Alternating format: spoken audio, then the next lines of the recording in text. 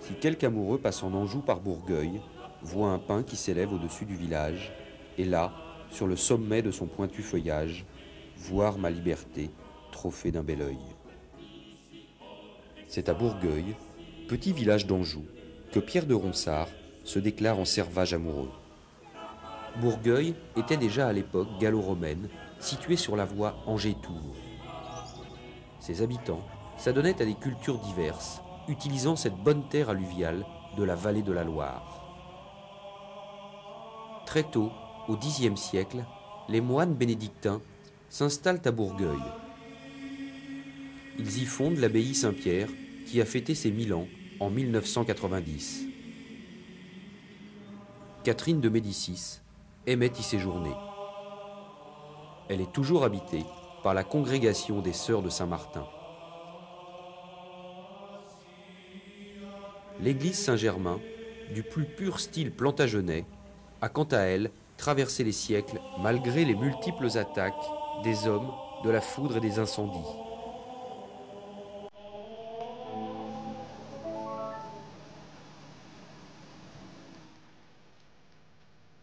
La mairie, anciennement propriété privée, met à la disposition du public son attrayant parc animalier.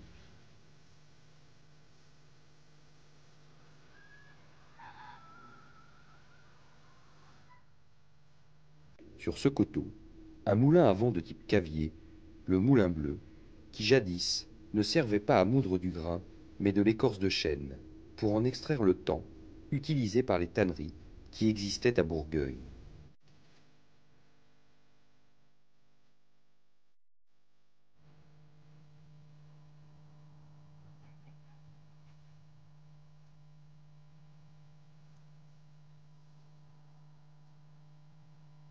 Impossible de parler de Bourgueil sans évoquer, après le délicieux Ronsard, un autre personnage de la région, en la personne du truculent humaniste qui, plus que les roses, chante la vigne, François Rabelais.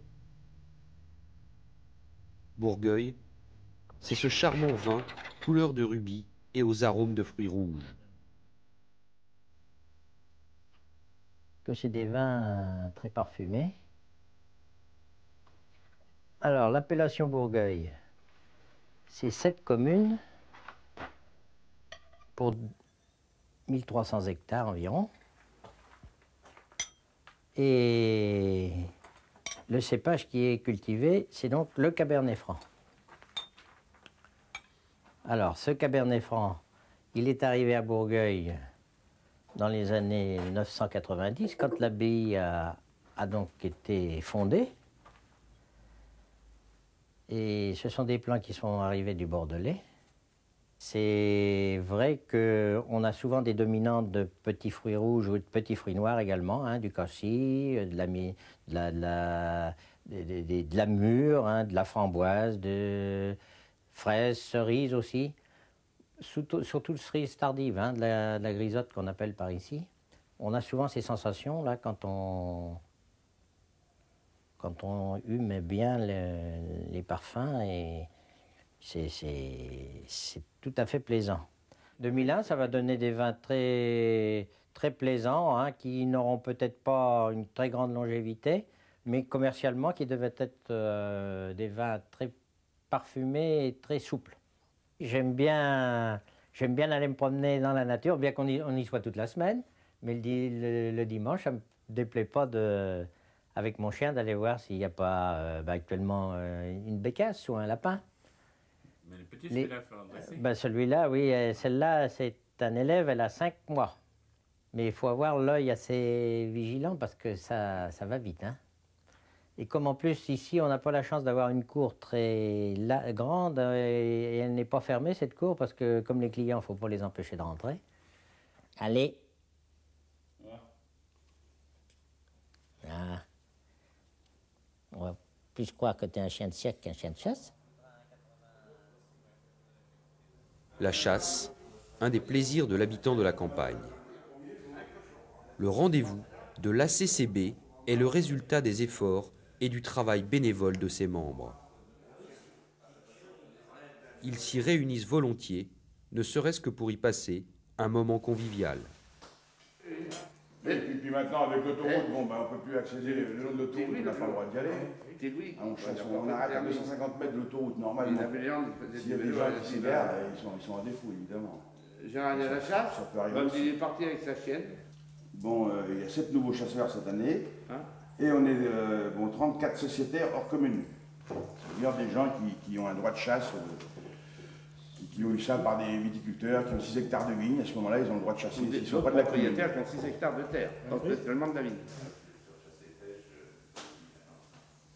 Donc, des fois, il y a des gens qui mettent des pommes de terre, des pommes, j'ai arrivé des pommes aussi. J'aime bien les pommes. Des choux, quelquefois, quand. Parce que l'on a. Mais je sais pas, j'ai des petites badées citrouilles. Oui, l'Halloween, là. Parce que j'en ai qui commencent à se faire la valise. Ils mangeraient. Ah oui, mais il faut que tu viennes avec moi. Mais je crois qu'actuellement, le développement pour retrouver une population de petits gibiers, je disais encore hier sur la chasse en Touraine, pour les faisans, les perdreaux, dans les endroits où ils veulent, il faut absolument piéger parce qu'on a des prédateurs importants. Ah oui. Ah oui. Et c'est fou ce qu'ils prennent, ils n'envoient pas, ils en prennent des dizaines par endroit, c'est fou. Surtout de la fouine. Hein. De la fouine, oui. Beaucoup de fouine. Le renard, il est plus intelligent, il ne se fait pas prendre comme la fouine. Moi, On dit rusé comme un renard. Ah, c'est vrai, c'est vrai, c'est vrai. En fait, tout ça, ça fait une occupation.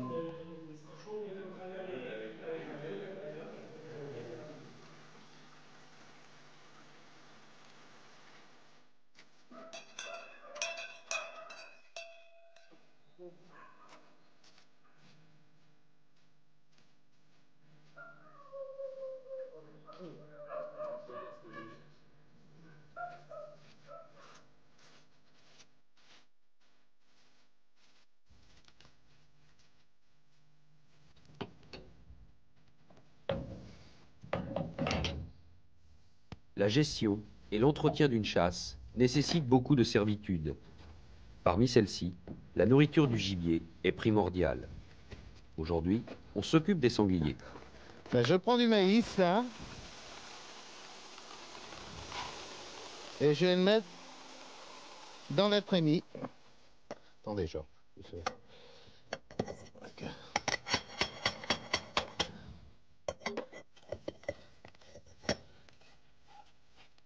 Il faut pas laisser traîner du maïs autour des maisons parce que c'est du coup on fait l'élevage de rats.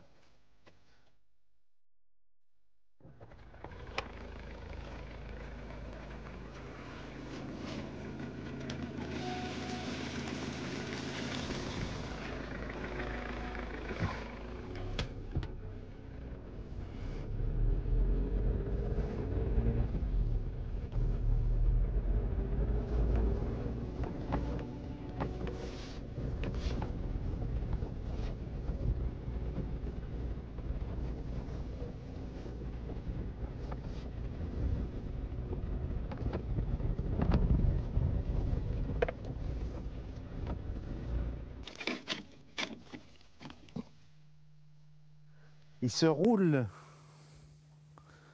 dans la boue jusqu'à temps d'être bien couvert. Il se frotte le long des arbres. Vous voyez les arbres, comment ils sont. Ils font tomber ces croûtes et ils enlèvent leurs parasites de cette façon-là. Voilà. Le fond est argileux un peu et retient l'eau comme vous pouvez voir. Ils ont l'instinct, ils ont creusé et effectivement ça a retenu l'eau.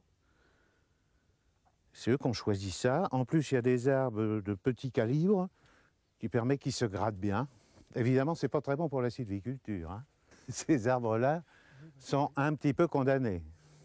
Alors, ce qu'il est important de dire, je crois qu'il faut que ça soit clair, que tout ce qu'on fait là, tous, c'est pour assurer ce que les scientifiques appellent un équilibre agro-sylvo-synégétique. C'est un beau nom. Qui permet d'associer des choses qui peuvent paraître tout à fait contradictoires et même complètement impossibles à réaliser entre elles, à savoir une agriculture rentable,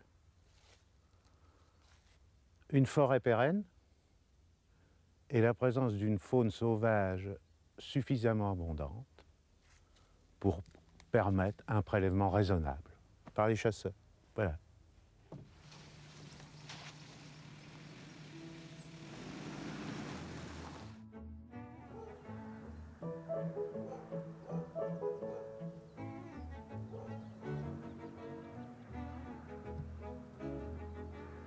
La forêt s'éveille, prête à livrer ses secrets. Ce matin, il est décidé qu'une chasse aura lieu. On ne saurait procéder avec anarchie, et avant toute action, il est important de faire le tour de la forêt et d'y déterminer tous les mouvements d'animaux de la nuit, c'est-à-dire faire les pieds.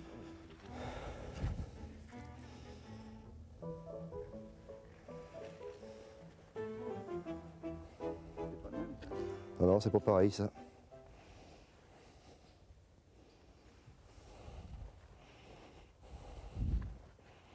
Tiens, ils sont venus fouger là.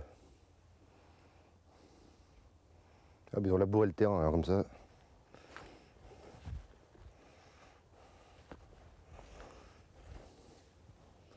Alors ça, si tu es par là, c'est... Ah, tu vois comme c'est trompeur. Tu vois celui-là, là. Bah, celui-là, il est frais. Et ça, c'est un cochon. Tu vois les gardes. Celui-là, il est frais. Il n'y a pas d'eau dedans. Pas une goutte de rosée dedans. Tiens, il est là. Ah, c'est le cochon à Georges.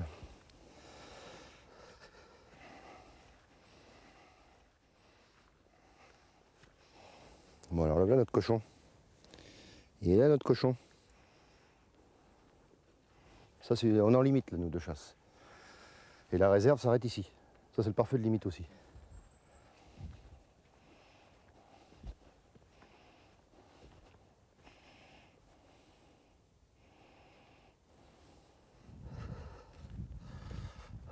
Ah bah là, t'as des pieds, tu vas en trouver. Hein.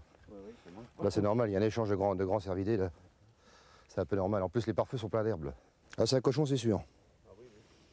Avec les deux gardes à l'arrière, là, il n'y a pas à se tromper. On a les deux gardes à l'arrière. Là, on ne peut pas se tromper. Hein. Oui, il est toujours là. Attends, on va le retrouver plus loin.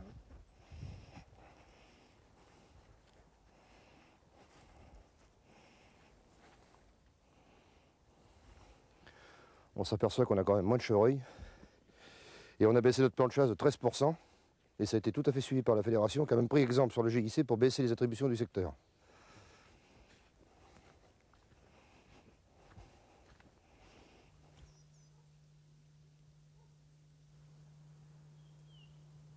Ça, c'est le problème de Bourgueil. C'est 850 hectares tout en longueur. Alors, si on ne fait pas des réserves dans des secteurs comme ça, les animaux ne sont pas tranquilles, ils ne resteront pas. Hein. On n'a pas assez de place pour les garder. Donc, il fallait mettre cette réserve. Elle n'a pas été mise n'importe comment. Et ça, c'était important. Hein. Ça fait 7 ans qu'elle n'est pas chassée. Hein. Mais rien. Ni renard, ni cochon, rien du tout. C'est vraiment une réserve fixe. Hein. On ne chasse rien dedans. En plus, avec les agrénages qu'il y a dedans, c'est vraiment un garde-manger. Hein. Ils sont sortis? Je les ai entendus partir, je crois. Là, dans la pente. Dans le chemin, tu sais, quand je prends pour descendre, aller chez Henri, et j'ai des bauges toutes fraîches, j'ai les pieds tout frais, mais bon, je m'assure pas. T'as un pied de cerf? Ouais, j'ai un pied de cerf. T'as pas de pied ouais. de biche? Non. Oui, maintenant, s'il les a fait, il les a fait ce matin. Il les a fait tout à l'heure, lui. Hein. Parce que moi, je suis arrivé, il était 8h moins 4, j'ai déjà rendez-vous. Oh, oui, mais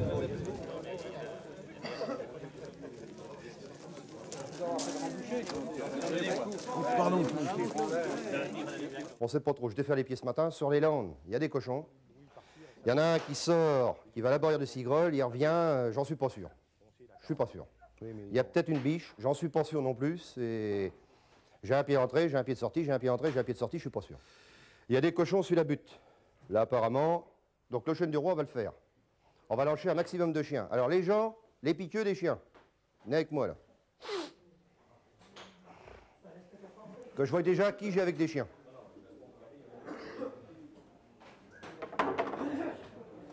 Bon, vous commencez à me prendre des pulls verts. La chasse. Les piqueux, donc, il y a assez de chiens. Les chiens, par contre, j'en veux pas en accouple, là, on est bien d'accord. Je veux des chiens qui chassent. Je veux pas faire le con, ni que les sociétaires sont en train de faire le con le long de la chaîne. On chasse. Tant pis. Alors, les sociétaires, par contre, les chiens, essayez de les couper si vous voyez que ça passe. C'est pour vous, hein. Parce que si vous n'avez plus de chiens, vous êtes une demi-heure ou 3 heures aux chênes. Première chose, les règles de sécurité. Alors on revient encore là-dessus. On va vous bassiner, mais on est obligé de le faire tous les jours parce que je m'aperçois que bon, c'est malheureux de parler comme ça. On a un chef de ligne. On suit son chef de ligne. On arme son fusil au poste. On décharge à la fin de battu. On ne tire pas dans l'enceinte. Ça, c'est hors de question. Il y a Xavier. Oui, mais Xavier, tu t'en vas. Roule, du balai. Avec Jean Saurigny. Alors, si on laissait faire les chasseurs-tireurs, ça serait la plus joyeuse anarchie. Hein, parce que chacun dirait, moi je vais là, moi je vais là. Et tout ce qu'on va faire, ça va être pour que la sécurité soit maximale. Alors, pour cela, il y a des règles très bien établies. C'est-à-dire qu'il ne faut pas qu'il y ait des chasseurs n'importe où. Il faut qu'on sache exactement où sont les chasseurs. Comme ça, on est sûr de ne pas tirer sur eux. C'est le premier.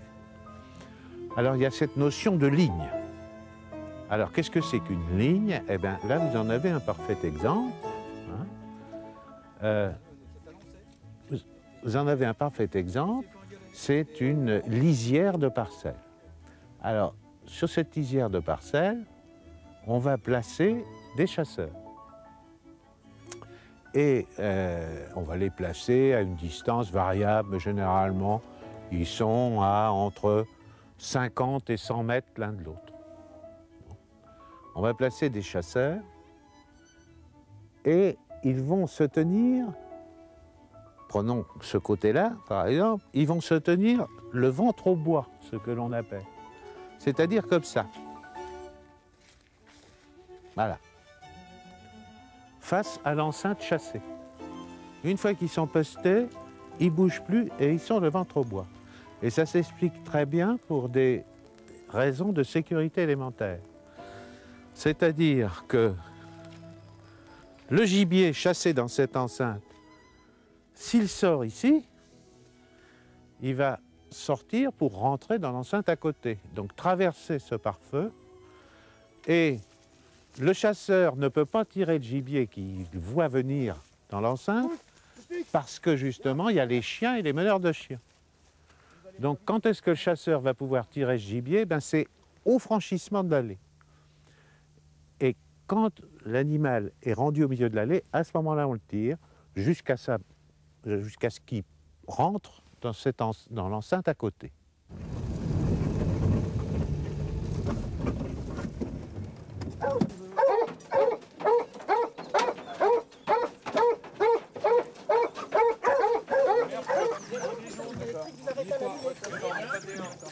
Mais là, sur ce chemin-là, si on lève là, ça passe pas, si on lève là, ça passe.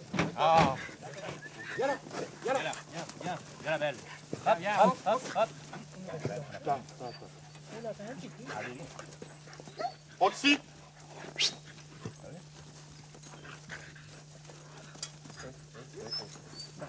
Avance un peu, je pense que va prendre celui-là. Hop. Arrête là. On l'a aussi toute la semaine. Bon bah j'espère qu'il a pas filmé parce que comment dire, ça fait voir que le mec. Cool la fait, cool. Ce sont les piqueux ou meneurs de chiens. Parce que le gibier, le grand gibier, ben, il va falloir le déloger, le faire courir. Bon ben ça va être le rôle des chiens. Et les chiens sont donc menés par des chasseurs qui vont aller, eux, au bois, au cœur des enceintes, et ils vont faire chasser leurs chiens jusqu'à temps qu'il y ait un animal debout.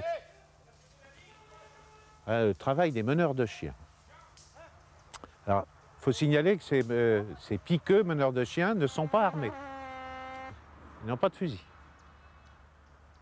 Et leur travail consiste simplement à trouver, c'est un travail difficile, délicat, trouver les indices sur le sol qui vont leur permettre de dire qu'à tel endroit ou à tel autre, il peut y avoir un cerf, là un cochon. Je dis toujours cochon, hein, parce que pour nous, le sanglier, on l'appelle toujours cochon. La CCB compte parmi ses adhérents 3 charmantes jeunes femmes qui chassent autant que leur mari, voire plus. Bon, pour s'intégrer, c'est vrai que dans un groupe qui s'est déjà formé à l'avance, s'intégrer dedans, c'est pas évident, c'est même difficile. Mais bon, faut aller de l'avant et puis blaguer un peu avec les hommes. Et puis, pour nous, ça s'est très bien passé, quoi. Il n'y a pas eu de problème, on a un président super, il nous a intégrés tout de suite sans problème.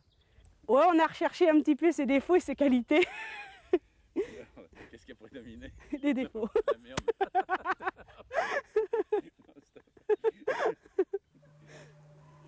Ah oui, il y a un homme, un chasseur qui marchait tranquillement sur un chemin. Et puis il y avait un lièvre derrière lui et il ne le voyait pas, ce lièvre. Hein.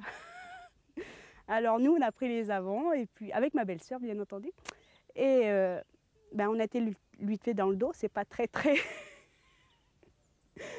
Et alors il s'en est rendu compte? Non, non, et puis... non, mais en plus,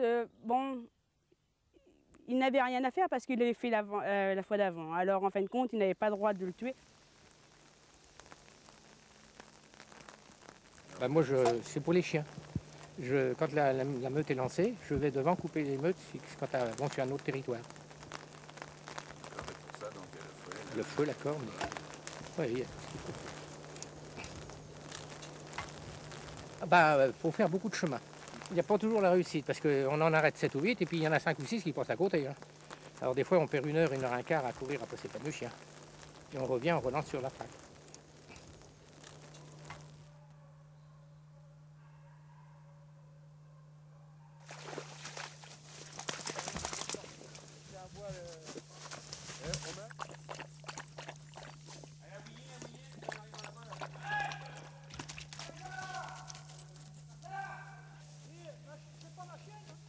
Elle est pas partie de ce côté, tu vois. Si, elle est partie sur 2 cochons. 2 cochons. C'est bon.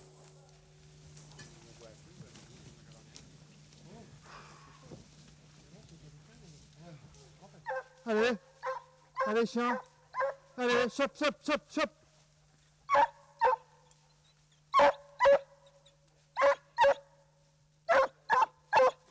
Non, moi je suis un vieux. Hein. Il le fait exprès en plus.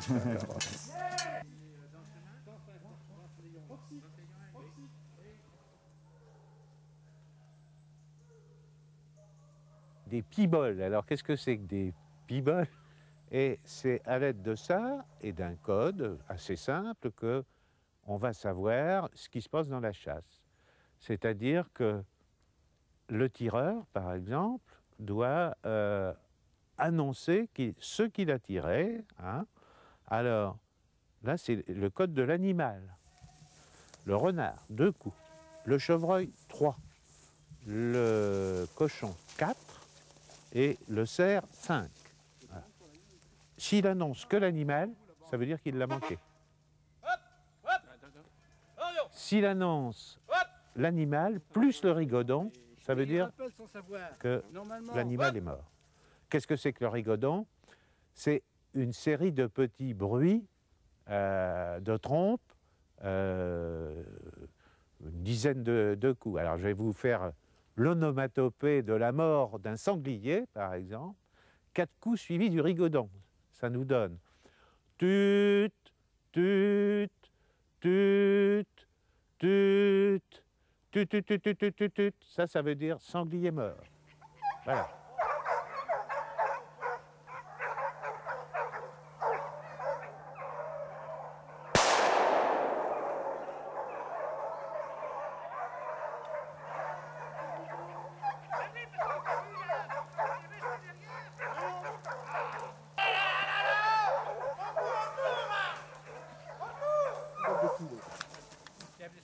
Les chiens s'arrêtent un peu loin. Il y a les chiens en équipe sont venus. Les chiens s'arrêtent.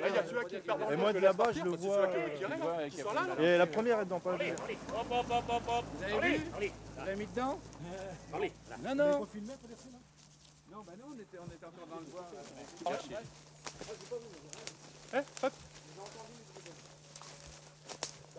Le sanglier tiré n'a pas été tué net, ce qui implique une recherche scrupuleuse afin de le retrouver et de s'assurer qu'il n'est pas parti blessé. Proxy, Là, aussi. Là, aussi. Là, aussi.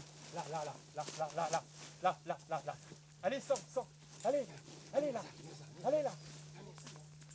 Écoute. C'est quand même drôle. Bizarre, ça. Ils ont mis du temps à revenir, on est quand même loin de la... On est pas loin de la route, là. Ah non? T'as dit qu'il est là. Je dirais qu'il t'est écroulé là. Ça va, Fifi? Ça va, Fifi? Allez, Miaza. Allez, mon Pompidou. Allez, mon Pompidou.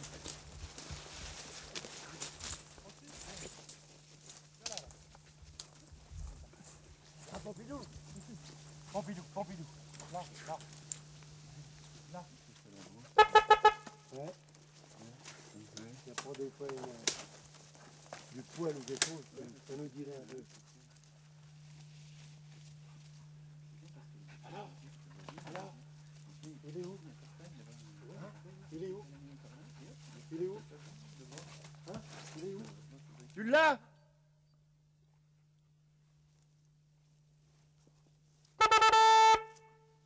Mais! Il est parti.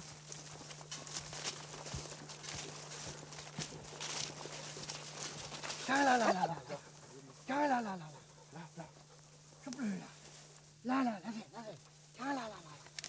Là. Il te fait tout le temps bouler, mon pauvre Gus. Allez. Là, mon papa. Ouais, il a dû faire quoi ce premier coup? Alors là, c'est tout droit, là, il part.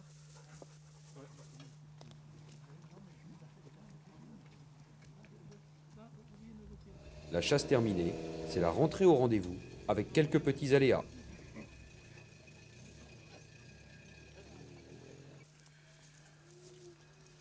Ah, c'est le bordel.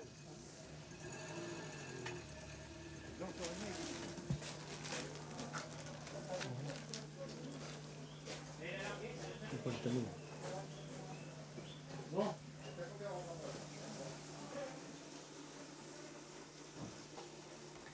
Donc la société de chasse est née le 9 avril 1951 sous le nom de Groupement de chasse de Bourgueil. Et à l'époque, ça avait été créé par M. Gaston Moreau-Morisseau, le Carrois aux chiens. Donc c'est une des plus vieilles associations sportives de Bourgueil. Elle a vécu des périodes assez difficiles, mais bon, elle est toujours sur se relever un tout petit peu. Et je suis passé président en 91, suite au décès de Daniel Saliot. Depuis 91, on a remodelé tous les statuts, tout le règlement intérieur, et on a donc fondé l'association communale de chasse de Bourgueil. On a sollicité la vénerie, dont je fais partie aussi, donc on a quand même lâché sur le territoire 22 cerfs et biches. De plus, ici, on chasse aux chiens courants. Et on chasse aux chiens courants sur des kilomètres.